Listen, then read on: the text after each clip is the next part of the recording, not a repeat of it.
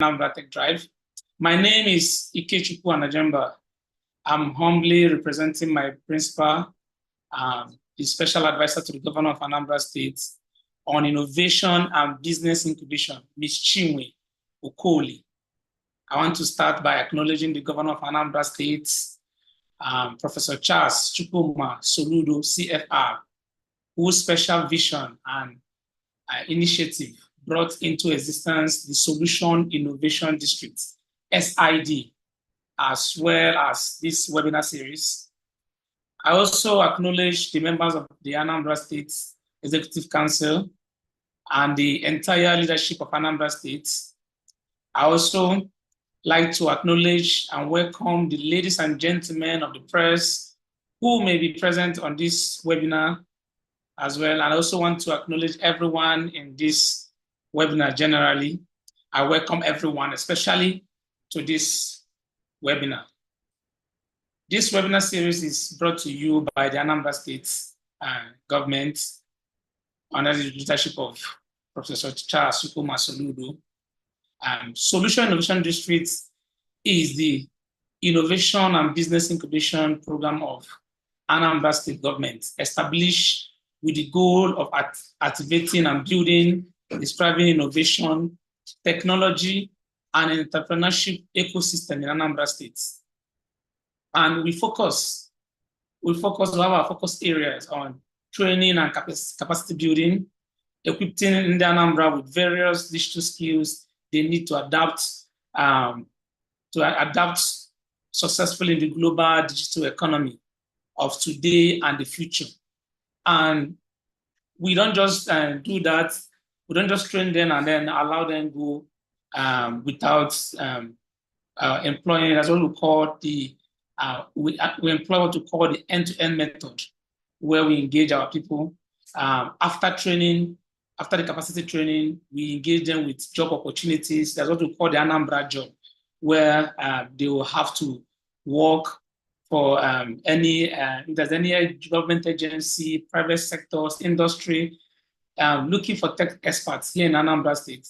All they have to do is just to request from SID, Solution Innovation District, and they will get good tech experts from here for their jobs. And then some of them are also placed on internship placements, working with us and also working for the government agency in Anambra State here.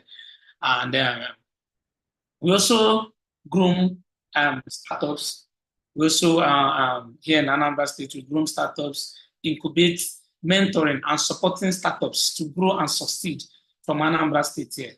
And we envision, Mr. Governor, through the mandate of Mr. Governor, we want to train over 5,000 startups here in Anambra State.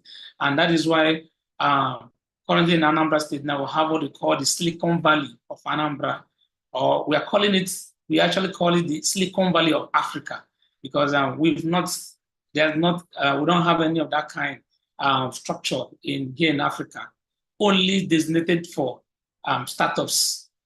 So what we try to do in that area is that we want to have, Mr. Governor want to have Silicon Valley. I know if you know Silicon Valley, where we have the Facebook, we have the Amazon in a villa there in Texas. We want to have similar projects here in Anambra State. We want to see startups rising from Anambra State here, indigenous startups that build products, solve problems, solve solutions, AI-related solutions and traditional problems that we also have here in our place. We want to see them rising from Anambra State here. And that is why Mr. Governor envisioned the Silicon Valley of Africa here in Anambra State here.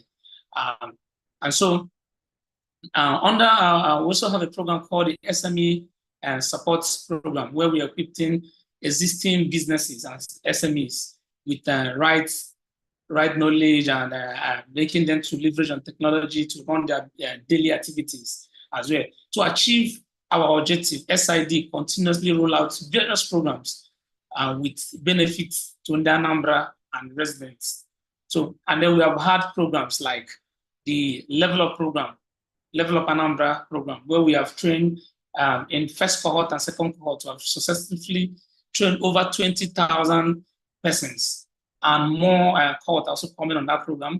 During the first cohort and second cohort, we were able to train. We partnered with Microsoft and Woodlab Foundation, where we were able to train them on productivity tools, graphic designing, website designing, and web development as well, and then graphic design as well. Then after that program, we also had a program called the Code Anambra program, where the program where we are programming for software development training program, where more than over 3,000 were trained, both offline and online. And we are both hosted, about to host their graduation ceremony, which should be coming very soon here in SID. And before the end of this program, the Code Anambra program, because the program that lasted for 4 months, we started having success story. A lot of the students started getting gigs, getting jobs, and good number of them are currently working now because of the success of this program. And then we also have the SID Teens Digital Bootcamp, where during holiday, we during the long-term holiday, we invite young people from the age of 9 to 17 years to the SID building, where they will come to learn. We engage them with different skills, we engage them with different fundamentals or different fundamentals, tech fundamentals as well. And then we also have the other program. We've run a program called the Embedded System Technology Home Automatizations, where we've trained over 15 in Anambra, where we're able to engage them on how they can be able to run home automation technology just from SID here. And then we also have a program called the Techstars Startup Weekend, where we've trained, we've conducted Techstars. It's called Techstars Startup Weekend. This was held in 3 locations in communities in Anambra State here, namely Oka, Newi, and Onitsha. As well. If entrepreneurs were given the opportunities to pitch their business ideas, and then they were able to have team formation were formed, and then we had a good number of prizes we won. We also have an event like the Marshmallow Challenge, and a lot of prizes was won during that period of time, during the Tech Startup Weekend, and a lot of business ideas, startups were able to rise from that program. And then we also have the Anambra Tech Drive, which is a monthly webinar series by SID that brings the Anambra Innovation Technology community together, where every month it's special, depending on any industry experts, we are here to share their knowledge and experts with the community. Okay, and then we also have the program we just launched called Anambra State. It's called Solution for Techies. Yeah, I know so many of us in this room are belonging to that initiative, where we're engaging the Anambra who are willing to work for the state, who are willing to pass the message of SID in their local areas, in their wards, in their local government. So this gospel of SID and what SID is doing, we're able to get across the states in all in the 21 local government of Anambra states. And then, just like ladies and gentlemen, you are all welcome once again to this month edition of Anambra State Tech Drive. We are keen that by the end of this webinar, you will receive value, the inspiration and motivation to do more amazingly with technology. Okay, and also do well to follow us on our social media pages. Connect with us with Solution Innovation District on social media platform. We are in every platform: Facebook, LinkedIn, Instagram, X, any of the social media. We're there. So, and even as this program is going on, you can also take a screenshot and share it on your social media page, so people in your area will get to know about what we're doing in Anambra. They also get to know about your passion and love for technology. Thank you so much, and have a good evening. Pascal, over to you. All right.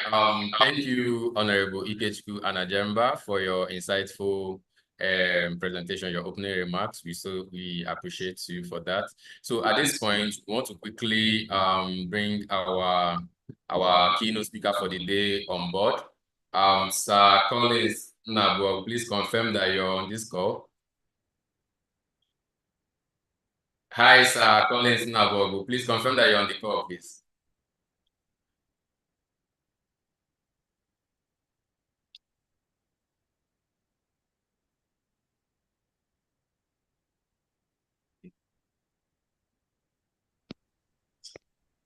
Sir Collins, are you with us?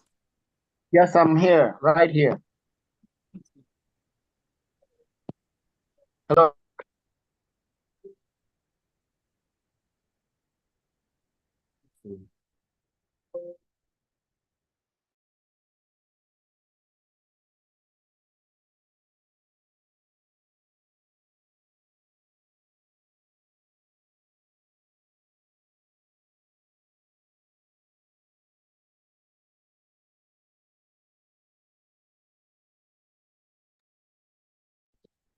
Keep them. Okay. Okay, Sir Collins. Okay. Just before you, sorry, just give me a few minutes just so I introduce you. Okay, our keynote speaker for today's event is Sir Collins Nabogu, and Sir Collins Nabogu is the Chief Executive Officer of. Please, can you all hear me? Can you all hear me? Can anybody hear me? Yes, we can hear you. Go on. We can hear you. Okay. Collins Nabogu is the Chief Executive Officer of Click Media Technologies, an ecosystem of 5 tech startups operating from Nigeria and the US. Mr. Collins is passionate about the intersection of media, technology, and AI. He is constantly exploring the possibilities of what can be achieved in this space. He is excited about the ways AI is transforming the way we communicate, interact, and exchange values. As the co-founder of Click Media Technologies and CFA Academy, Mr. Collins is working to create innovative solutions that are shaping the future of education and entertainment. Click is an emerging media tech company that leverages AI to create personalized and engaging content, while CFA Academy is an edutech startup that is focused on training the workforce of the future. With a desire to push boundaries and deep understanding of the potential of this emerging technology, Sir Collins is excited to continue exploring the possibilities in these areas of media and edu tech. So Sir Collins is an expert in the area of tech and AI. So we are glad to have you, Sir Collins, as our keynote speaker for today. So please, the floor is now yours. Thank you so much. Thank you so very much. I believe I'm audible enough. So if I'm not, please just go to. I can hear you. Okay. If I'm not audible at some point or you have any challenge, just go in the group, in the chat, and put in your message in the chat. All right. So good afternoon, everyone, or good morning, depending on where you're tuned in from. Good evening, and welcome. To tell you, it's a great honor for me to be sitting right here before you today at the Anambra Tech Drive, a place where ambition meets innovation. It's my first time on this great event, and I must give a very big congratulations and kudos to the executive governor of Anambra State, Professor Charles Chukwuma Soludo, CFR, for this groundbreaking initiative and opportunity for the Anambra, the young people of Anambra State, and also the young professionals and the working class people. This is a really, really groundbreaking opportunity by our amiable governor. I also want to thank Ms. Chinwe Okoli, the Special Advisor to His Excellency on Innovation and Business Incubation. And of course to you, Ike Media, Ike, Peter, and Anambra. Thank you guys for being thoughtful enough to invite me for this opportunity. I really appreciate it, and I won't take it for granted. Okay, so this topic really resonates personally with me, from connectivity to opportunity. How digital access is transforming lives. Personally, my life will be part of the storytelling for this keynote. If you know me, well, first of all, my name is Collins. I'm not even a sir, so please pardon. Let's go with Mr. Okay, or just no title at all. All right, noted. So, thank you. All right, Pascal. So yes, my name is Collins Nabugu. If you know me, you know that I've always been about being driven by big dreams, and I'm talking Silicon Valley dreams, big dreams. But before I could even think of achieving those Silicon Valley dreams, I had to work with my Silverbird dreams. All right, so my keynote would be titled "From Silverbird to Silicon Valley." Silverbird to Silicon Valley. All right, because please, you guys really, I'm on transit, so this is Borchi, and I stay in Abuja now. I'm just on my mobile for today. Please pardon me. Can we still hear me? Yeah, I can hear you. Okay. All right. So I can keep going, right? I can keep going, right? Sure, you can. Okay, great. So from Silverbird to Silicon Valley, my journey started in Orca, the great, beautiful city where all of you are right now, most of you though. And so I was a broadcaster. I was an OAP, what's called on-air personality. I was in the broadcast media. And by 2017, I moved back to Lagos to, continue my journey, my career path. And that was one of the most pivotal, stages of my career. So in order to transition from media broadcasting to technology, I needed to get my act right. I needed to set a good foundation for myself. And to do that, so I'm either going to Lagos Business School at the time, but I also read a book back in 2017.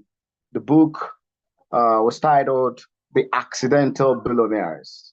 The Accidental Billionaires. If I were you, I would write this down, The Accidental Billionaires. This book told the story of the founding of Facebook by Mark Zuckerberg and his friends in the dorm room. I was deeply, deeply inspired after reading that book, because it showed me that no matter where you are starting from, whether it's in a college dormitory room or a small office in Oka or in Lagos, Abuja, wherever you are, the power of your resilience and your vision can, lead to very, very massive success. Now, with this in mind, I was able to get into conversations with my friends, and we were able to kickstart a project called NetSat TV. NetSat TV was a streaming platform that served African content, to the rest of the world. So, some of the things that you will need in your entrepreneurial journeys is your ability to tell stories, your storytelling abilities, just like I had back then. So, talking about interacting about the book and sharing what we've learned and insight that we took from the book, really, really helped for us to cement our relationship and then get into the startup that we wanted to found. Then I didn't do it alone. So one of the most valuable assets I had was a mentor. And I really would encourage everyone here to very, very thoroughly, very, very importantly, and very critical to look for and search for a mentor, someone who's going to take you by the hand and lead you through, navigate you through, the journey of tech, the startup tech space. So through LinkedIn, I was able to connect with someone who helped guide me through the early stages of my tech journey. My mentor advised me he gave me a couple of advices, right? So at that point, I knew that I needed a mentor who had a global understanding, global awareness, who had a global connectivity, global network that would stand behind me, to give me the kind of backing that I needed, and to also walk me through the door and be able to hold me on the shoulders and speak for me.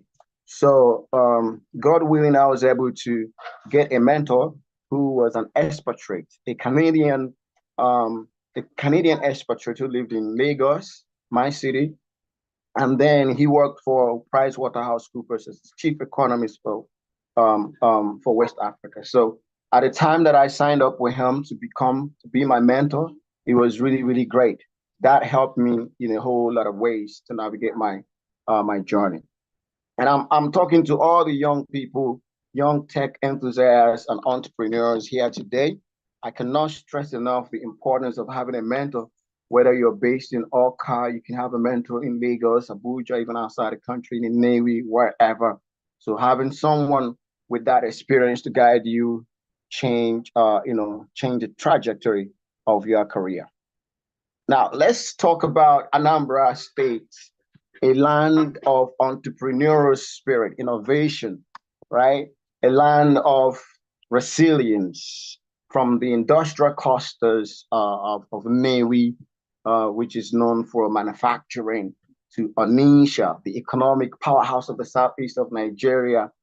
This state of Anambra has a rich history of artisanship and entrepreneurship. These two are the story of Anambra, the story of resourcefulness, the story of self-reliance. Anywhere you go in the world, any city in the world, and you don't find an Anambra man, you need to get packing and get running and get going. That's how serious it is. I'll tell you for free. Take Nnewi, for instance, often referred to as, the Taiwan of Africa. Nnewi has produced some of Nigeria's most successful entrepreneurs, particularly, in the automotive and manufacturing sectors. We see, industries, big corporations like Innocent emerge from out of Nnewi, and the question would be how, why are they all emerging from this same location?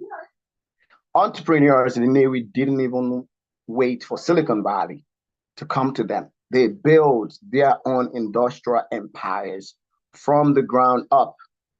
Likewise, Oka, that cluster, I lived in Oka myself for 4 years. I worked there, Silverbird Communication. We went into radio, TV, communication, the pageantry, cinemas, all that. I had that experience. And so Oka has its own historical prominence in craftsmanship, which has evolved into a hub of technical skill and innovation. But this environment is ripe right now for tech-driven initiatives and ventures, which I think are what informed the governor, His Excellency, to set up this initiative. All right. Today, artisanship, tech entrepreneurship, automobile entrepreneurship, and all of this can now blend seamlessly with technology. The skills that Anambra is known for, that resourcefulness, that craftsmanship, tactfulness, and that trade can be scaled using modern technology today. And I think that's the area I will go.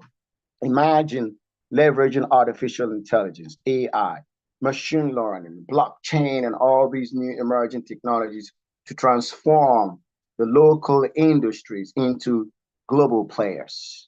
The opportunities are simply endless.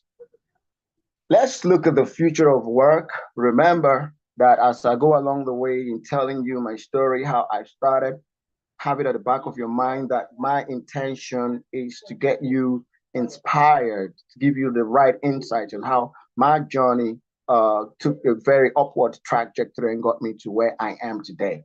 And I would proudly tell you today that I own 5 companies.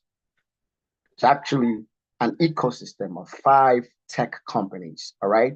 These companies are multi-million dollars, high potential companies. In the next 5 years, each of these companies will be yielding over $5 million per annum. I'll walk you through that if you hold on. So let's get now to pivot to the future of work. And remember, I talked about AI, but I'll give you some background. The World Economic Forum predicts that by the year 2025, which is next year, 85 million jobs may be displaced by automation and AI. But at the same time, 97 million new jobs will emerge that are more adapted to the future of work environment. Now, that same report also emphasizes the need for reskilling and upskilling, retooling and uptooling your skills, as over 40% of core skills in various industries would change. Let's dive in a little bit.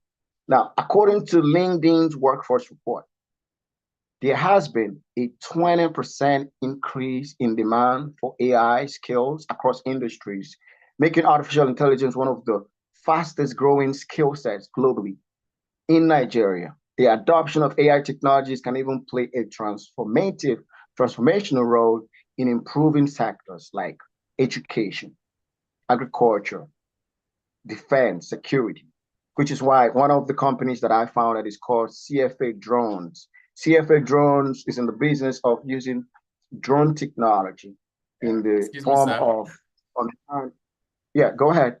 Oh, sorry for the interruption. Because of our time, I just wanted to let you know that you have 5 minutes to go, so we can go over to the panel session. You know, we started a bit late, so just so we don't keep our guests waiting. Yeah, thank you so much. Okay, great. Okay, great. In 5 minutes, I'll round up. Okay, so thank you. How digital access is transforming lives. Mine is one very prime example. Now, I want to have this touch point so you have some key takeaways. Please do not forget that I said the book Accidental Billionaires, the founding of Facebook, was very pivotal in my career switch and transitioning to the future of work.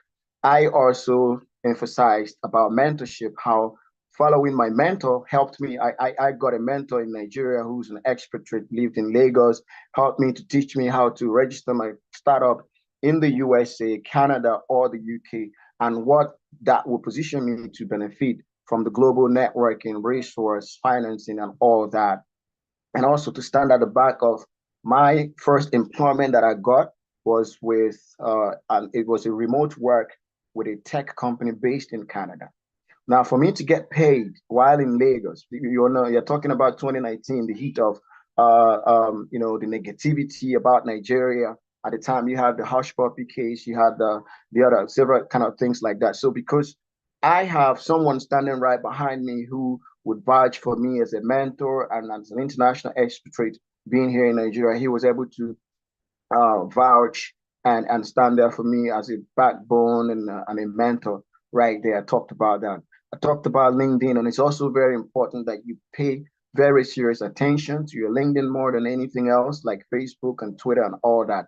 LinkedIn is the most powerful professional networking tool available out there. There are 900 million people, professionals, basically on LinkedIn that you can leverage to learn what they are talking about, what is the narrative, what is the body language of the tech, and then you will be able to, be able to weigh and gauge what exactly is the role that you are going into. I mean, the main exact front in tech. Is it web design, graphics design, data analytics, AI, cybersecurity, and all of these sectors in tech? Through finding a mentor and following them and knowing what they're talking about, that would deeply, deeply help you to accelerate. Artificial intelligence is your best friend. Believe me. I would really ask everybody in the room if you can go on the chat and let us know, do you use AI? Are you familiar with tools such as Chat GPT. Let's just find out about that. So talking about AI, I went through the Y Combinator startup school by Y Combinator and OpenAI, and that gave me a very strong background and foundation in artificial intelligence. And today, I will tell you that I'm an expert in AI, and one of my companies called Cyber Future Academy is in the business of training young people in artificial intelligence and helping you to build companies on top of artificial intelligence, how you can also ideate, create, incubate certain business ideas that are very close to you. For instance, we are working on a research and development on Asaba, the Nollywood industry, how we can leverage that proximity between Orca and Asaba to service the burgeoning, emerging Nollywood industry that is emerging from out of Asaba. And that's a multi-million-dollar industry right there. And so in a nutshell and in conclusion, Orca Anambra State is a gold mine for talent. And these talents are these people that we're looking at in this room today, but also reaching out to the media people who can write stories, who can create the narratives about what's happening in the world of AI. I also urge you. And lastly, speaking to policymakers and government agencies and government individuals, especially high-profile government personalities, to pay attention to artificial intelligence. And we are here to support you and hold your hand all the way, in the world of artificial intelligence. So thank you for this wonderful opportunity. Back to you, Pascal. Oh, thank you so much, Mr. Collins, for your insightful presentation. I think even if we are to leave today, we have something at the back of our mind, to go and look for the book that actually transformed you, that it kind of prepared you into the world of tech. The book by the name The Accidental Billionaire by Ben Mesrick. I don't know if I got that correctly. The Mesrick, right? They actually did a movie on top of the book. The book was later on a movie called The Social Network. Later on, very important book for you. Awesome. Oh, you also talked about making AI our friend. I think that a lot of persons have actually emphasized on that. So it's high time we all embrace AI. You made mention of the importance of mentorship. Of course, nobody can grow without a mentor, or maybe aligning him or herself with a mentor. And the best way, you mentioned that one among the best ways you can do that is through LinkedIn. And I think after now, many of us will take our LinkedIn seriously. So because of our time, we'll be moving over to the second section of the event, which is the panel session. So I don't know if anybody has any question. Please, if you have any question, kindly drop them on the comment section just before I hand over to the moderator for the second phase of the program. If you have any question, don't drop them on the comment section. If you have any question for Mr. Collins, thank you. And those on the YouTube as well, if you have any question, kindly drop your questions. I will read them out while Mr. Collins helps us to do justice to them. Drop your questions, please.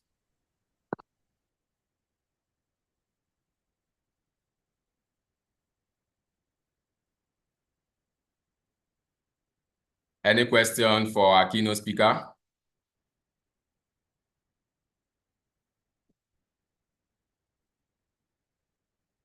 Let me check the YouTube. If you have any question for our keynote speaker, kindly drop your question so you can attend to them.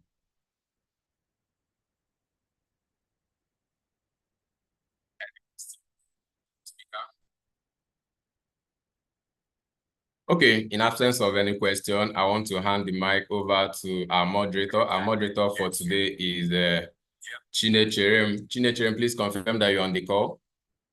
Yes, I can hear you. All right, thank you so much.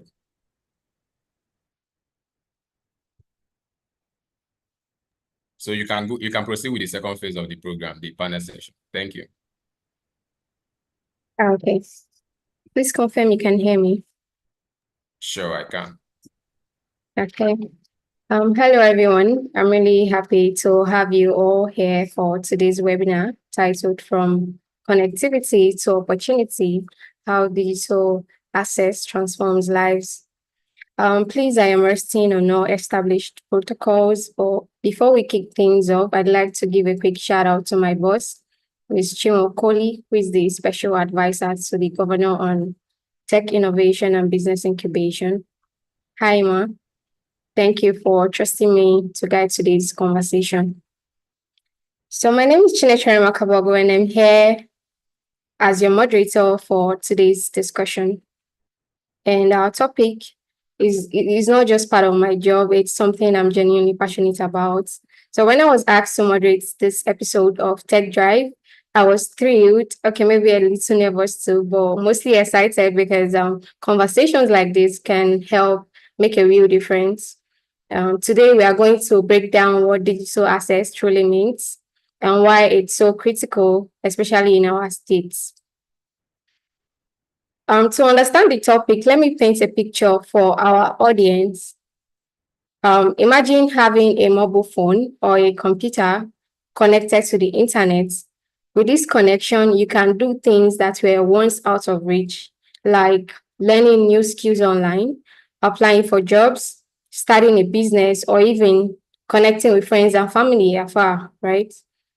Now think about the impact this kind of access can have on someone living in a remote area.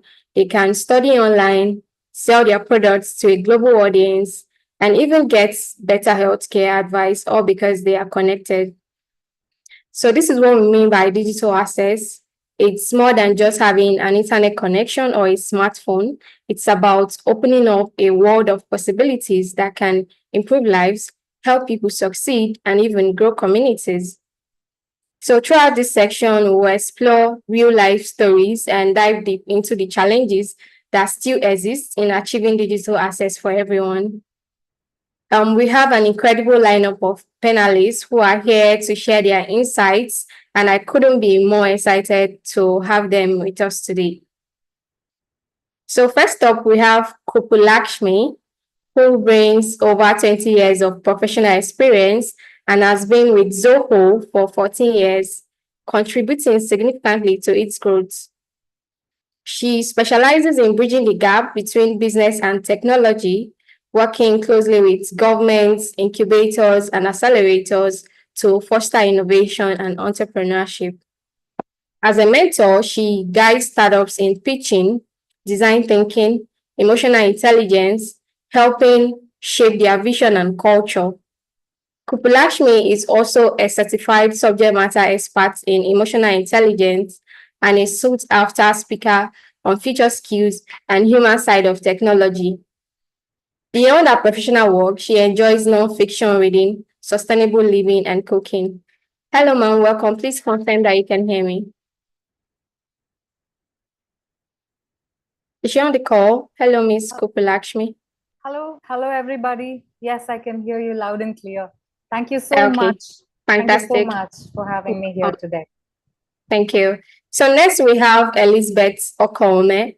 Elizabeth is an advocate for women in tech with over 7 years of experience as a community manager. She co-organizes Google Developer Group Benin and leads Google Women Tech Makers in Benin City.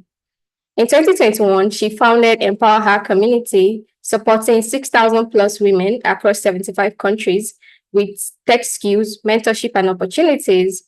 As the developer ecosystem lead at InterSwitch Group, she grew the developer community by 500% in 9 months, focusing on relationship building and API integration support. Hello, ma'am. Welcome. Please confirm you can hear me. Okay, I'm not sure she's on the call. Maybe she will join later. But finally, we have Ijoma Dicta. Ijoma is the lead strategist at Seawin Africa, managing a community of 80,000 plus creators from 102 countries with expertise in corporate communications, content marketing, and brand strategy. She has helped 1,800 plus clients, including CEOs, publish globally competitive books. She has founded the Seawin Writing Competition or Scholarship, which has supported 10,000 plus young writers and facilitates digital skills training at the Seawin Certification Institute. Hello, ma'am. Please confirm you can hear me. Hi, yes, I can hear you. Can you hear me clearly? Yes, I can hear you. Thank you. Thank you all so much for joining us in this conversation. So my goal today is to dig into the real issues, ask questions that matter, and help us all come away with a clear understanding of how digital access can truly change lives. Please note that this is very important. Please note that you have 3 to 4 minutes for each question. So without wasting time, let's kick things off with some foundational thoughts about digital assets with Kupi Lakshmi, who has a wealth of experience working with startups worldwide and helping them bridge the gap between technology and business. Please confirm you can hear me. Yes, loud and clear. Thanks. Okay. So, fun fact, I came across an article about you on LinkedIn that described your explaining like I'm five approach.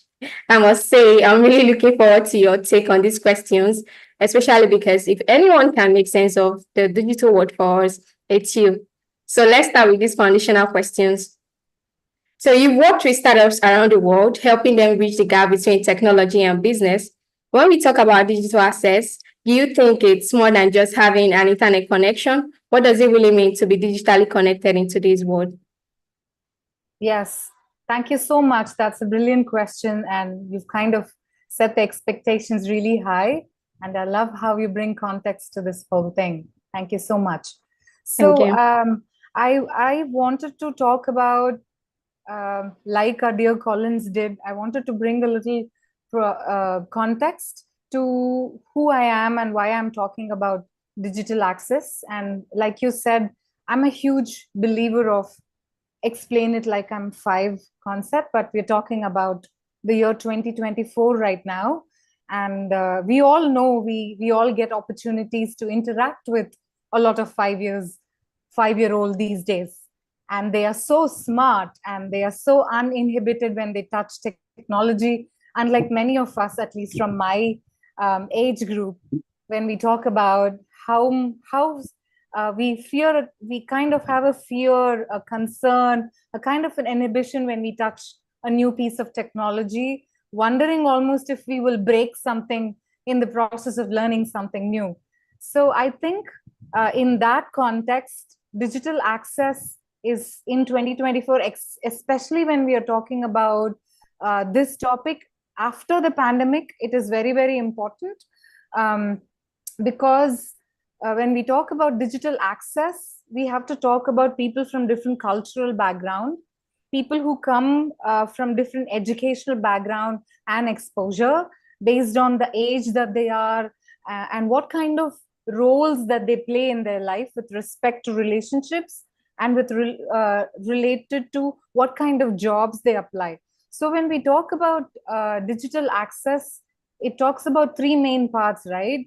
How much infrastructure access we have to in terms of a laptop, in terms of a community that helps in order to understand what digital means, irrespective of your age, and the infrastructure around it, the government, the policies that come into picture, and the knowledge aspect. So these days, you know how knowing a global language like English is almost equated to being very knowledgeable, which is not really true, because English is just a language to communicate. Likewise, having digital access, I think, is everyone's responsibility to address the spectrum of right from early stage, when a child starts going to school, how we bring access to knowledge and how we incorporate this in the education at a very early stage, so that tomorrow when in this journey of life, we see a lot of people who are old and already out of the job spectrum. They kind of feel like they are left out when we talk about digital access. So the minute we step out of the home, we have to connect with our friends, we have to connect with family, we have to be relevant to the job world these days. And even when we step out to buy a book to a vegetable, from payment gateways to everything has technology aspect to it. So I would say that we should open our heart and mind to a vast definition of what digital access means in terms of knowledge, in terms of accessibility, and in terms of bringing this knowledge and accessibility to a upskilling process. So this is really connected with where each of the government and the economy is, so that we can set aside time, we can set aside people, and some investment into this process where across spectrum we can enable more digital access to everyone. I hope I answered the question, Chinichiran. Yes, fantastic. It's really about access to opportunities, right?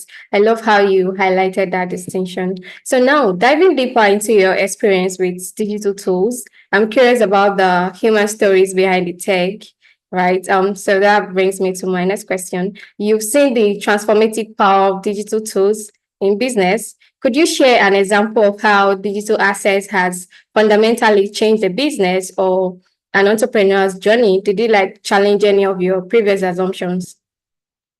Oh, yes. Especially after COVID or during COVID, we all got to witness how, let's say there is a pre-COVID era, the pandemic, and the post-COVID, and how during the COVID, we all got to witness that it takes one pandemic like this to level us all, to put us all in the same place. You're not supposed to step out of the house, and all the challenges that came with that. And then pre-COVID, if you see, there were so many, for example, organizations and businesses that told us, oh, you cannot work remotely, you have to come to office.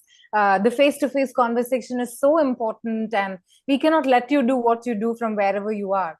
And then the pandemic struck, and every organization, irrespective of the size, irrespective of what they were doing, they all had to go remotely, including educational institutions and whoever you are, it didn't matter. And all of a sudden, this pandemic brought about a leveler saying, okay, the world still has to go on. We all still have to continue to do what we do in different styles and different ways of communication. So during pandemic, we realized that, okay, otherwise there is a race to finish certain things in a certain time, to graduate in a matter of 4 years or 3 years, to finish schooling till you finish grade 12. And suddenly everything slowed down. You know, schools became like 2 hours to 3 hours per day, and which meant like we all will still do okay if we slow down a bit. And instead of growing too fast in our individual tracks, we can bring together everybody and have a new definition of growth by using this access to digital tools to bring together people from across spectrum who otherwise don't have access to digital tools. Putting in perspective of what I do every day, working with the startups through the Zoho for Startups program, I got to witness amazing innovation, because now we are in the face of adversity. When we throw adversity and challenge in this context of pandemic, we all become great innovators. So I saw small businesses to startups accessing digital tools and knowledge like never before. And a couple of businesses I got to witness where they were present only in Instagram, where they were selling beautiful things, for example, and anything you have to buy from them, you have to use Instagram as a platform. But in this pandemic, I got to witness how they learned, how transformative, how powerful these software applications can be. They built a website, they built an e-commerce website, they learned how to display all their products and services online. They created social media platform for themselves. They found ways how they can converse with their prospects that they can eventually make a sale and transform into customers. And I got to witness that from 500 followers today, they have an influential followers of more than 100,000. And now they have a very professional platform to sell their products and services. And I got the privilege, the luck to witness this growth over a period of 2 to 3 years. And their sale, if you look at the chart, it became 300% profitable, though we are talking about pandemic, because they realized that they can sell ergonomic furniture, for example, because we are all working from home. It's important to have a home office. It's important to have a nice table and chair that won't cost you a backache or a footache. So I got to witness incredible stories, especially during the pandemic. So we got to witness the power of how digital can transform your life if we know how to hack into the knowledge that anyone can use this, and knowledge is so accessible that I can do it too. Wow, it's amazing to hear how digital access can reshape not just businesses but lives. And it's always amazing when reality challenges our assumptions, isn't it? It goes to show that how adaptable and resilient people can be when they have the right tools. Thank you, ma'am, for the answer. So I'll follow up with more questions later. But now let's shift to the creative side of things with Ijoma. Hello, Ijoma. Please confirm you can hear me. Hey, can you hear me clearly? I can hear you. Okay, fantastic. So moving on to the creative industries, digital assets has been a game changer, right? So what does digital assets mean to you, especially in the context of creativity? How has the landscape evolved over the past decade or few years? All right, great. So please confirm that you can hear me clearly. Yeah, I can hear you. All right, so thank you so much to the organizers of this program, and thank you so much to the Senior Special Assistant, Ms. Chinwe. Thank you so much to every other person here, and I'll be standing on existing protocols. So I would start with this story. As a young girl, one of the things that excites me was writing. So I loved to write. I remember those days that I would pick up my book, write stories and bound them, and they would be as though they are in a storybook form, right? And it so excited me. And at that point, I really didn't know exactly what I was doing, but I knew that I could actually write, but I didn't know that I could actually pick it up as a career, right? And so in 2017, 2018, that was the turning point in my career and in my journey, because that was the point I discovered that, hey, I could actually pick this writing skill and make a life out of it. I could actually build a career out of it. And so I decided to focus on it, and I came online. Now, let's go back. Earlier on, if you're a writer, you needed to probably get a news station, you needed to get a publishing company just so you can work with them. If you had the book that you wanted to write, you have to get a publishing company so they can publish your work. And you couldn't actually publish your work before then. So fast forward to the time of digital access, we found out that writers now could actually build their brand on social media. You could show up online. You could actually build a brand and a business on social media. Authors can now publish their books on themselves, fund their publishing without having to give out their books to traditional publishers, for publishers to set the tune for them. Sometimes these publishers might reject your work. Sometimes they can even say, okay, the royalty we're going to get on your work is going to be 80%. I'm going to pay you 20%. You can imagine how bad it could be at that time. But fast forward to the time where I really understood what the digital world has for me. I was able to build my career. I was able to build my brand as an author. Today, I have over 20-something books. I have 21 books currently, with some also still in the pipeline. I have written 1,000 and thousands of articles. I've worked with brands and organizations. And the beautiful part of this is that I started this in my 200 level in the university. Because yes, I had graduated with a diploma from mass communication, and I had gone to do my internship program, the popular IT, right? And when I got there, I was actually paid 6,000 naira as salary for a month.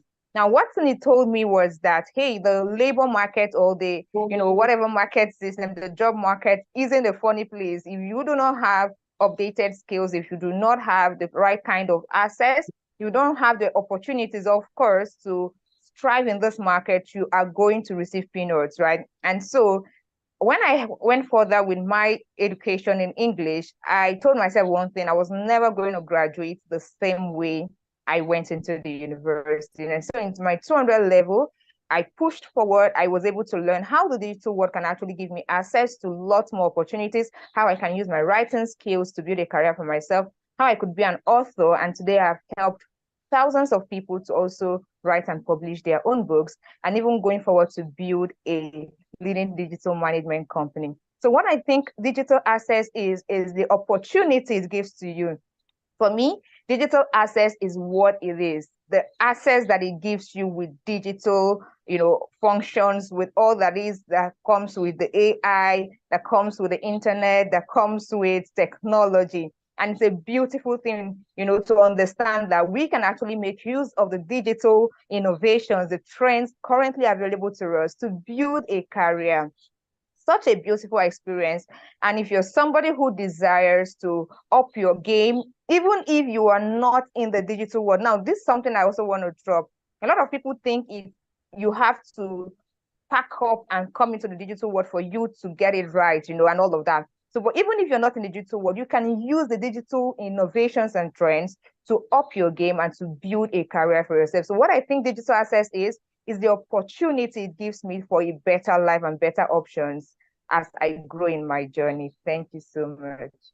I love how you framed that answer. It's fascinating to think how much has changed in a short time. But let's explore that. This broader access impacts personal growth in the creative world. Let's explore how this broader access impacts personal growth in creative world. And that brings me to my next question, right? So how do you see digital access reshaping the way people discover and nurture their creative talents, especially those who might not have had opportunities before? Okay, great. So one of the things that I would like to talk when it comes to the creative world is that we are the most vulnerable when it comes to all of this, because your creative skill is not tangible. People are not seeing it, right? People are feeling it. They can't see it. So I will give you an instance. For instance, you get a gig and somebody is telling you, is it not just this writing? Is it not just this speaking? Is it not just... So the quality that you bring to the forefront is measured based on how they feel about you and not just based on what they see. And so that's a problem when it comes to the creative world. Now, it's the digital innovation, technology, and everything has given you an opportunity to place a charge on what you do and give as much value as you can. Now, what I also mean is this: you can now build a career for yourself. You can build influence for yourself. You can give yourself the platforms that you would have been waiting for other people to give you. Let me give you an instance. I'm somebody who loves to speak, right? And I also know how much impact I also have for the young generation and the next generation of leaders. Now, one of the things I started earlier on was to create my platforms. So I wasn't waiting for people to give me platforms. I was creating my platforms. The same way when I also wanted to write to people and inspire people, I wasn't waiting for somebody to ask me to write on their platforms or to write on their blogs. No, I created my own platforms, my social media, my blogs, my website. Everything was just to sell me. So when it comes to the creative industry, one of the things I always like to advise is that, first of all, know that you are so vulnerable. Don't just allow yourself to be played, because if you don't have that knowledge, you don't have it up there, you'll be played in the creative industry.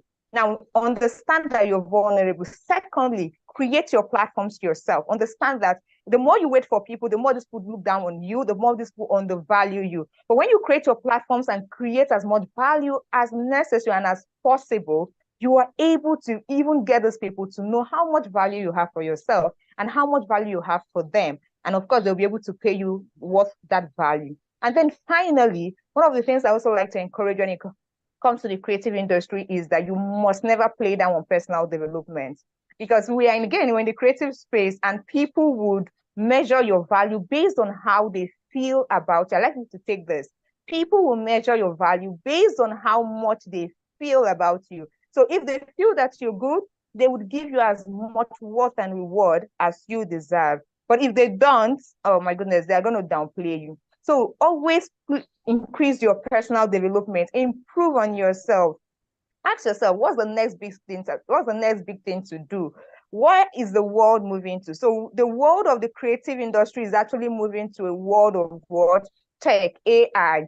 I like to say this: the person who is going to take your job is not just anybody, but the person who has mastered AI, the person who has mastered tech. So if you say you're a writer and you don't know how to, flourish in the digital world, flourish with the AI world, you're going to lose your space. You're going to lose everything. Now, can you imagine those people who said they were writers probably in the media time, those age time, those analog time? They're no more, not known anymore. Just for people who say they are photographers, people who say they are film makers, you did not evolve, and so the world will leave you. So please improve on your personal development so that you can evolve and move where the trends and innovation is moving. Thank you so much. Thank you for the answer. It's incredibly inspiring, seeing how digital access opens up doors for so many different voices and talents, right? It must be so rewarding. It's amazing how technology can help uncover hidden gems and allow creativity to flow from all kinds of places. I love that. Thank you for the answer. So now let's circle back to Kupulakshmi for more insights. Please confirm you can hear me, ma'am. Yes, I can hear you. Okay. So Kupulakshmi, you've had an extensive collaborations with governments, incubators, and accelerators. From your experience, which sector, whether education, health, business, or just social connections, do you think has the most to gain from digital access, and why? So this is a great question. I just want to start with a disclaimer. The answer that I'm going to say somehow cannot be applied on a universal space where you can take this answer and stretch and apply it to different parts of Africa also. But in one way, I come from a similar space and from India, where you can make a lot of inferences, you can make a lot of comparisons in terms of economy, in terms of how we look at education, how the socio-economic developments are different across the country. India has 28, 29 states. But with this perspective, when I talk about startups, when I talk to startups across the world, I would put that in perspective, and we have to have that disclaimer that what I say could not be applied to so many other geographical regions. But based on what my experience is, particularly with India, I see that the one who stands to gain the most is all of us, but primarily the government. I think they have the power and the privilege, and they have the responsibility to look at the future, to bring in the right kind of people who can look at the existing infrastructure and make corrections, who can write policies for the post-pandemic world where we stitch a new garment, a cloth that is nothing like ever before. Because for us, we kind of normalized a lot of things in terms of bias, in terms of not having digital access to everyone, because somebody has to have a certain level of exposure and capabilities even to access digital things. So the one that's supposed to gain the most is from the government. And when we talk about such changes, we always have to go to the root, because I have a daughter who's 13 years old, and the world that she's experiencing now and the one that she wants to visualize is nothing like what I had 30, 40 years back. So one has to have a courage and compassion to imagine a world that is nothing like ours, right? That has to have a lot of courage to take digital in our hands, to transform it like we've never seen anything before, which means long after we are gone, when the future generation is going to walk the earth, we bring, will it make sense to them? Because there is no plan B for planet Earth, right, in various ways. So the root, if you get to it, I think the one who should gain the most should be people who are in educational background, people who are in school at the very early stage. So expose them to digital, and that should come from the hands of the government, because employing the right kind of teachers, educators is in their hands. So people who have the power, the privilege, should also have the responsibility in their hands, thinking that they are going to shape the future generation. So how you think of obedience, how you think that people should follow certain rules and regulations, and keeping in hand the digital thing should go hand in hand. So the people who are transforming education should be people who should have emotional intelligence, who should have the courage and compassion for the next generation, and understand that loyalty, how the definition of work, everything has changed. It is not the same for Gen Z. So you have to have that courage and kindness to understand how students imagine the new future. So the government on one side, and I think it's the student on the other side, both spectrums are to be gained the most with this. Okay, thank you so much for the answer. I love the disclaimer, and I love how you framed your answer. Let's talk a bit more about your personal experiences on this journey, right? You've had an extensive career at Zoho, working closely with startups and entrepreneurs. Can you share like a moment when you realized the true power of digital access?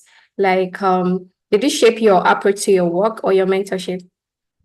Yeah, so we had a keynote speaker, Mr. Collins. So I want to draw a personal, a page out of my life lesson. And when I graduated from college many years ago, I'm talking about 2002, the year 2004. When I graduated, I specialized in industrial microbiology. And that is to do with study of microorganisms under microscope. And what I am doing right now in the world of technology has nothing to do with what I educated myself in. However, today when I put myself in front of startups, I realize that all your life journey, if you look back, you're able to connect the dots and you're able to understand why you're doing what you're doing. The storytelling is only interesting when you have a lot of twists and turns in your life. And for someone like me, who's a microbiologist from a different era, where we were solving Y2K problem, which this generation knows nothing about, is very important and very powerful to see how when we first got the opportunity to take a phone in our hands, we only could make calls, and there was different instruments for taking photographs, for connecting with people, like Instagram and Facebook did not exist. And today when you look at everything in our world is integrated with tech. It is tech-led. The power of tech is in education, it's in finance, it's in health, it's in space tech, it's everywhere. So I draw a lot of inferences from my own life, where technology at one point was very scary. I couldn't relate to it. And I use my own power of vulnerability when I talk about advanced digital transformation technology to startups who initially don't understand the language. I understand the power of storytelling. I'm able to draw analogies on how one can understand technology when we take in our hands for our businesses, to be able to give the right example and simplify it just enough. Not like saying that it's magical, and once you have technology in your hands, everything will transform overnight. I'm able to say the right kind of truth, to bring in the right kind of knowledge when we talk about digital transformation. So my very own life, if in Zoho they had not given me an opportunity saying, you're a microbiologist, how can we welcome you into the world of technology and trust you with talking to the startups every day? Well, a lot of things would not have happened. So my own life is example to everyone to say, if I can do it, we all can definitely strive. That if we put in efforts every day, even 20 minutes, and there are a lot of knowledge available on platforms like YouTube, on Udemy, on Coursera, on any topics you talk about, like the World Economic Forum that our Collins highlighted, some things won't change. Critical thinking, emotional intelligence, interpersonal development, how you are able to do things, taking a milestone, break it into tasks and say, okay, I have to climb a mountain. But if I look at the summit of the mountain, it's going to be very overwhelming, very difficult. I'm going to have self-doubts. But if I'm going to train myself to think, all I have to do is show up every day, ask silly questions to people, ask for help, put myself out there, and look at scaling the mountain as one step at a time, it would start making a lot of sense. Wow, I love those silly questions. Wow, it's those aha moments that really makes it worth it, right? Thank you so much for your answer. So let's go back to Ijoma. Ijoma, please confirm you can hear me. Sure, I can. Can you hear me clearly? Yes. So you built an incredible community of over 80,000 creators. That's huge. You have seen digital assets reshape the way people pursue creative opportunities, especially in writing and publishing, right? Yeah. So the question is, how have you seen digital assets reshape the way people pursue creative opportunities, especially in writing and publishing? Okay, great. So I would, touch back on something I said earlier on. Earlier on, when you're a writer, you have to get a company that needs you so that you can work with them. Or when you're a publisher, you have to get a publishing company to accept first your work before they even agree to publish it. And sometimes when they want to publish it, it has to be on a certain kind of funny royalty sharing. Now, digital assets has transformed the whole world of creativity, especially when it comes to writing and publishing. And there's this because from the comfort of your home, you can now write and publish your book yourself. You don't need a traditional publisher to handle that for you. From the comfort of your home, you can now build a writing career and brand. You can now position yourself as a thought leader. You can position yourself as a writing expert. You can work with brands and organizations to write for them. And you can also own a company where you, of course, write for people, write for organizations and all of that. Now, the point is this. Digital assets has changed everything, and it's that access. The point is the access that it has given to you. It has given you the options.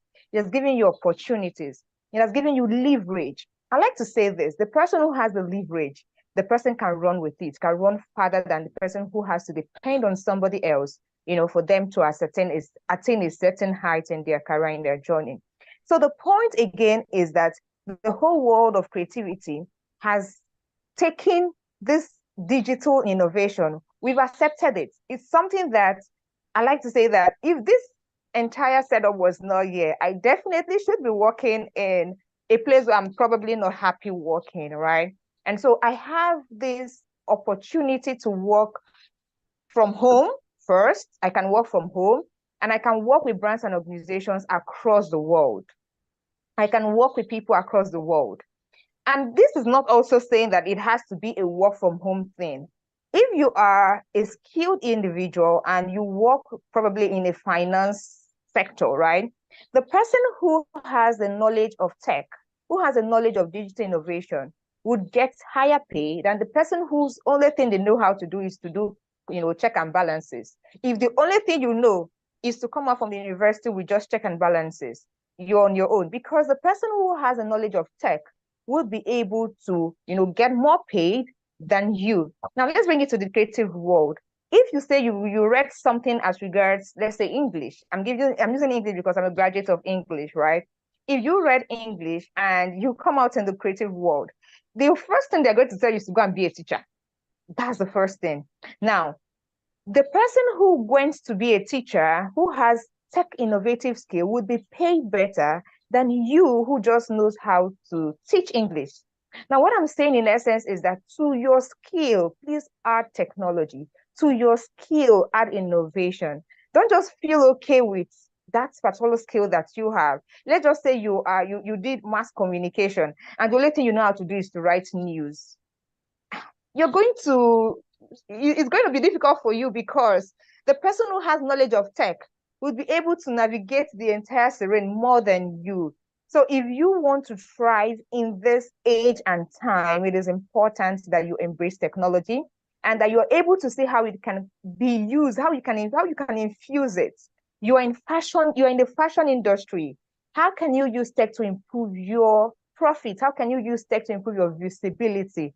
How can you use tech to even improve the quality of work that you do? You are in the music, in the entertainment. How can you use tech? Yes, you're a graphic designer. How can you use tech?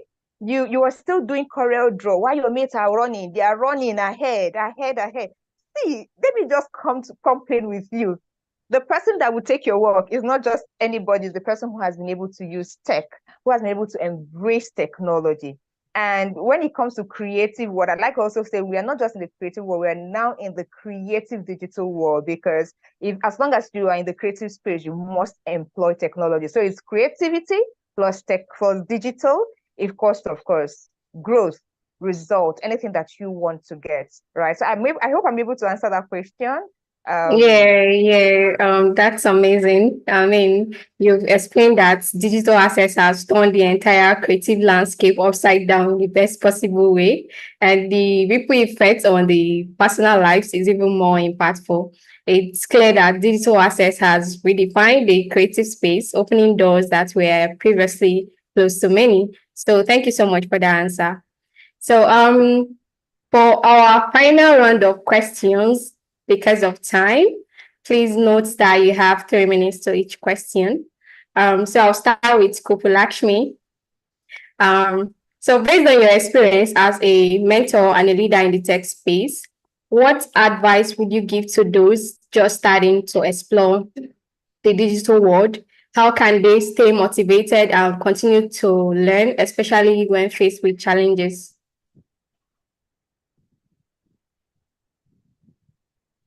Okay, so I'm very bad at giving advice, but from my own mistakes in life and what lies ahead in the future, what request I would have to all the friends, beautiful people attending here, is that put all of what you learned today from the past few minutes, the answers that we gave. It's very, very important to put it in perspective in your own life on who you are, where you are, and what you're doing. Sometimes the advice that we give is from our own experiences in life and exposure, and it's two sides of the same coin, I always say. People who say, for example, to startups saying, you can remain bootstrapped, you don't have to have money from outside. And then there are people who would say, oh, you cannot survive if you do not get funding from external people. So both can be true. Likewise, there is a whole world that is in front of you that makes you feel a little vulnerable and scared that without tech, you won't be able to move forward. At the same time, I see that in the world, in many pockets, there are people who are choosing to go back to those old kind of living where they've taken organic farming, they've gone completely off the grid because now they have chosen 100% sustainable life. Everything is true. It's important to bring your own perspective, wear it like the glass, and look at all of these that is thrown your way in the form of knowledge. And you have to sit with yourself every day consistently. So irrespective of who you are, what you are doing, where you come from, I think some things connect us all. One is understanding the power of our culture, who we are and how grounded we are to our roots. Always this should never go missing, and it should connect the future, because otherwise the future generation is going to be lost. The whole world is open, and they would be everywhere and nowhere at the same time. So be connected to culture. Two is have a certain routine, have a certain kind of self-discipline. If you're beginning to do something, always see through till the end. That is very, very important, especially when you are an entrepreneur. Because when we are adults, nobody shows up at your doorstep every day to pat on your back and say, well done, and give you an award. So every day, just like we shower and brush our teeth, it's important to look at motivational quotes, to read important books, to stay the course and see through till the end, whether whatever you started was worth the journey. The last I'm going to say is a very philosophical thing, because many a times when we start a journey, especially the journey of entrepreneur, it's such a lonely thing. Nobody, even your family, understands why you're going crazy behind an idea and you're leaving behind everything. So it's very, very important to tell yourself to enjoy the journey.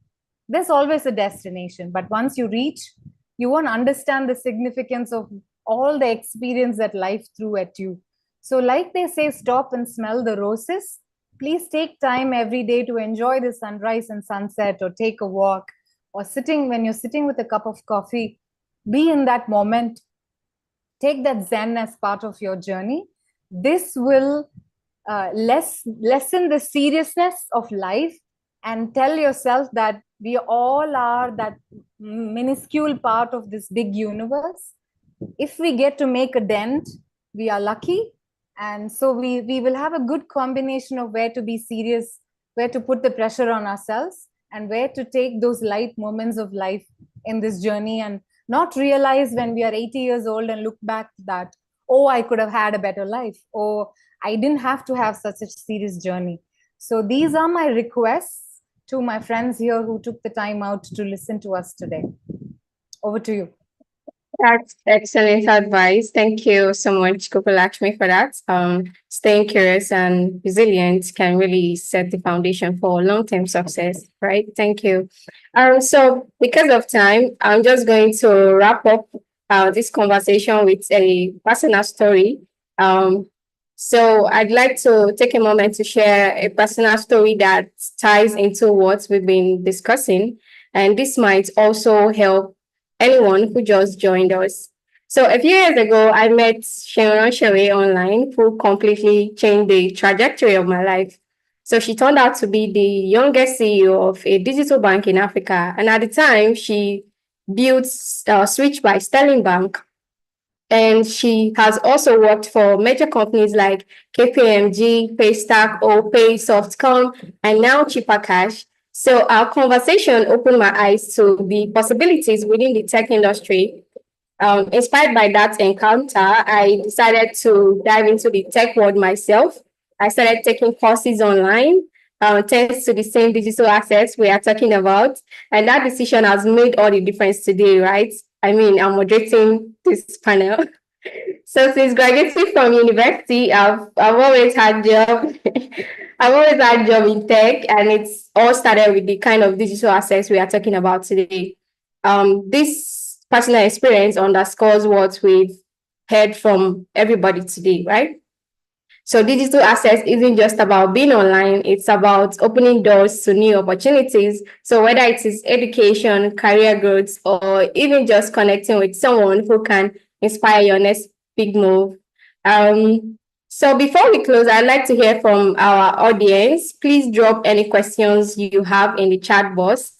Let me know what you think, if I ask the right questions, or if you have anything to contribute. Your feedback and insights are valuable, so we want to be engaging.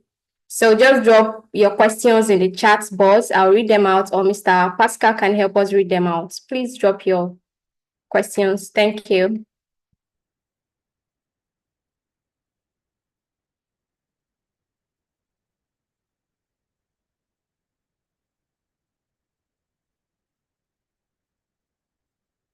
Please, Mr. Pascal, help check if we have questions from our audience. Yeah, I'm on it. Thank you.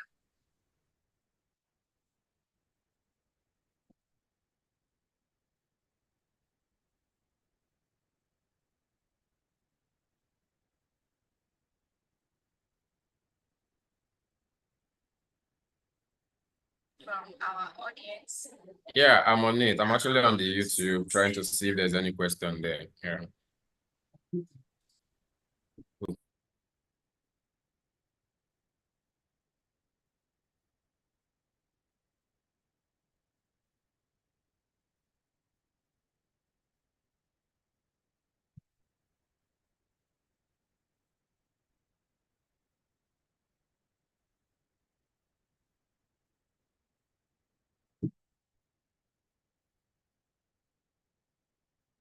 Okay, somebody said, I'm really encouraged. What a beautiful section with relatable stories. Thank you so much for that. Mr. Pascal, please see if you can read some nice comments from the chat box. I'll do that. Someone said, really encouraged. What a beautiful section with relatable stories. Thank you so much for that. Mr. Pascal, please see if you can read some nice comments from the chat box. I think that's the last comment, yeah. The one you just read now. Okay. So in the absence of, please, can you hear me?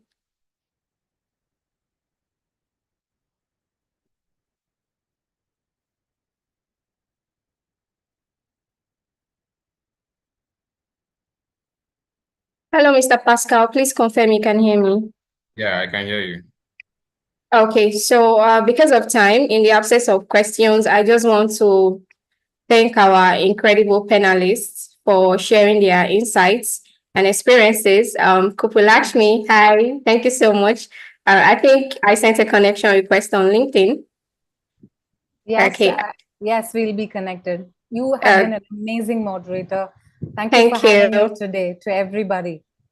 Thank you. Hello, Missy Joma. Thank you so much. Thank you for today. Thank you for the insights.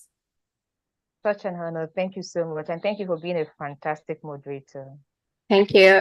So you've given us a lot to think about and hopefully inspired everyone here to take action in their own way. To our audience, thank you for being part of this conversation.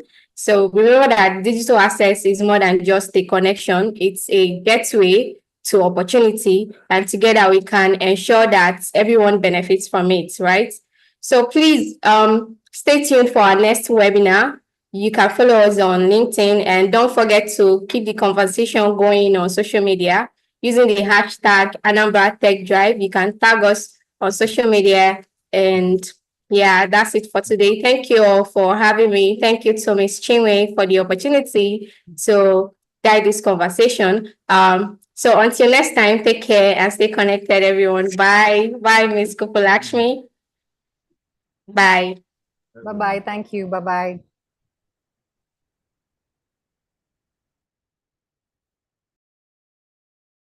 Hi, everyone. Hi, everyone. Please, it's time for a few announcements. I don't know, Miss Gifts, are you there? So you help us with announcements. Hello, Mrs. Gift, are you there?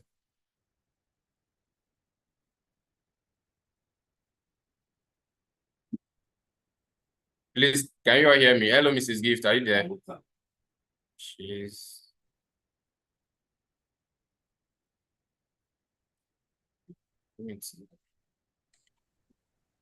Hello? Yeah. Can you hear me? Yeah, I can hear you now.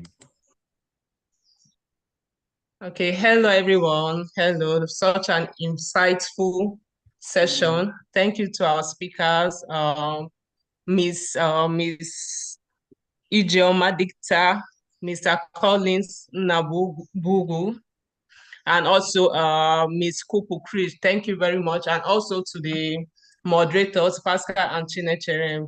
Very, very nice session. And I just have some few announcements to make. I don't know if I'm audible. Sure, you are. Am I audible? I can hear you. Sure. Can you hear me?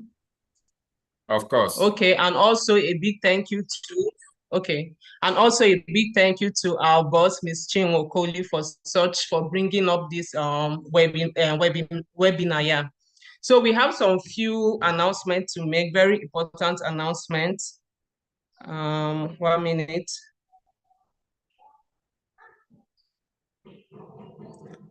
So the Code Anambra Cohort 1 graduation, a new date for the graduation ceremony will be announced shortly. So everybody interested in this should please take note. And number 2, techies for solution volunteers. They should be on standby and also be ready and start working towards organizing meetups in their communities from October. And also the biggest announcement, we are pleased to announce that we'll be hosting the Anambra Innovation Week, which will be coming on in November. Yeah, November. Please stay tuned and follow us on all our social media handles to get more information about this big event coming up soon. And do well to share it to other people, okay? Because this is going to be a great event. And also, I think that's all. We have some questions in the chat box. I don't know if you can see it, Mr. Pascal. Could you share links to all these platforms and communities from Divine?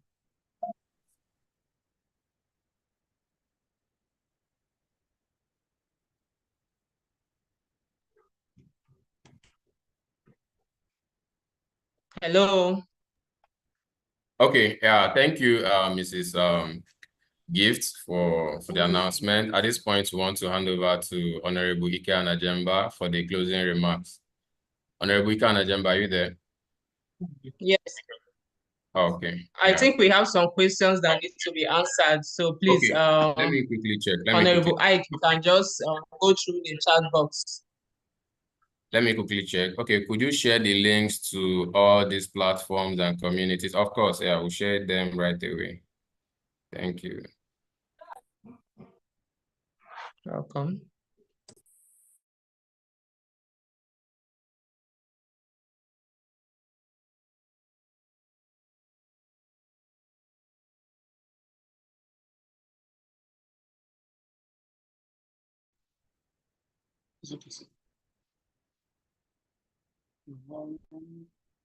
Okay, hello. Please confirm you can hear me. All right.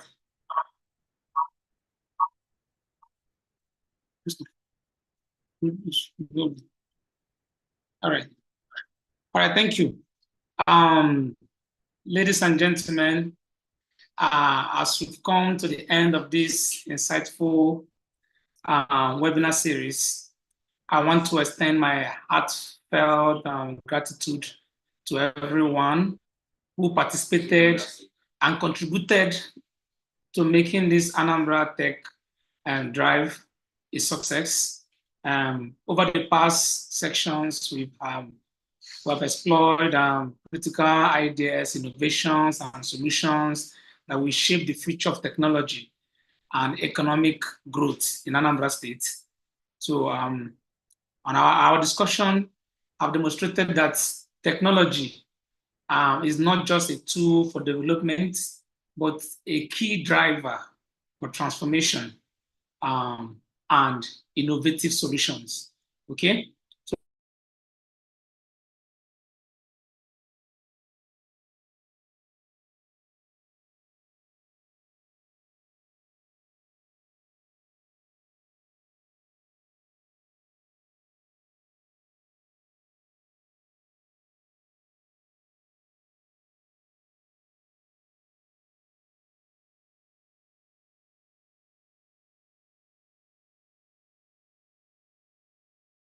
To you all and invaluable insights for your contribution has truly enriched this series. Okay. Thank you once again. Let's keep the momentum going as we work together to build a stronger tech-driven Anambra State. And the journey does not end here. It's just the beginning of exciting future for our states. Okay. Thank you once again. I look forward to continuing this conversation as we drive Anambra State forward. So stay tuned, connect, and stay innovative. Okay. And social media link, SID social media link have been posted over. You can check the chat box there. You can see our team, SID team have posted it over there, so you can go there and also click and follow us on social media platform, LinkedIn, Instagram, Facebook, and X. I want to officially say a very big thank you to every one of you once again. And before we go, we would like to have a picture with you all. If you're still on this section, can you just unmute yourself? Just unmute yourself. You can unmute your screen so we can see your face.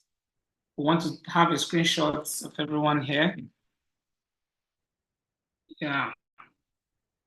Just unmute yourself. Let's take a group screenshot. Yeah, if you're able to.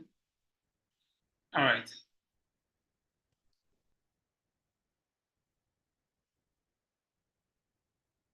Thank you. Thank you.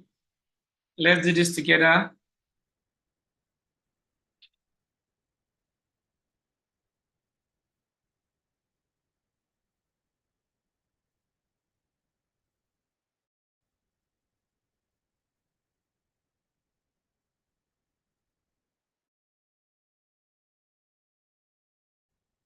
All right.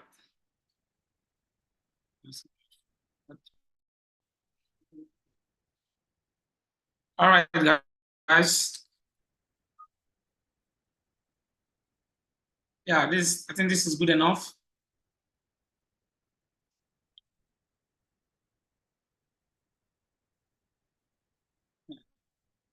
So you can just drop, before you go, you can just drop a message on the chat box. And I wish to say thank you to Ms. Chinwo Kohli, to the governor of Anambra State, to SID. Just drop a message on the chat box and let us know how you feel about the event. Yeah, if you have anything to say to any of the speakers, any of the, including the moderator, if you feel you have anything to say to her, just drop a message on the chat box and we can see it here. Also, I want to remind you that this webinar is also streamed on YouTube Live, so you can do well to go there to watch at your own leisure. All right. All right, thank you.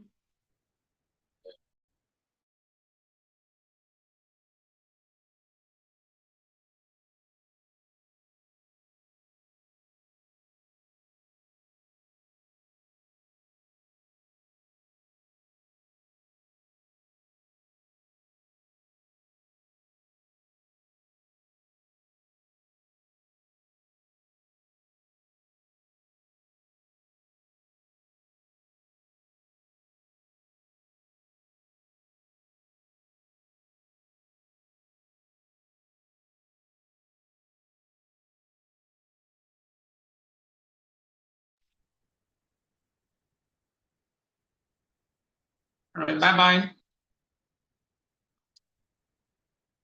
Take care and have a good evening.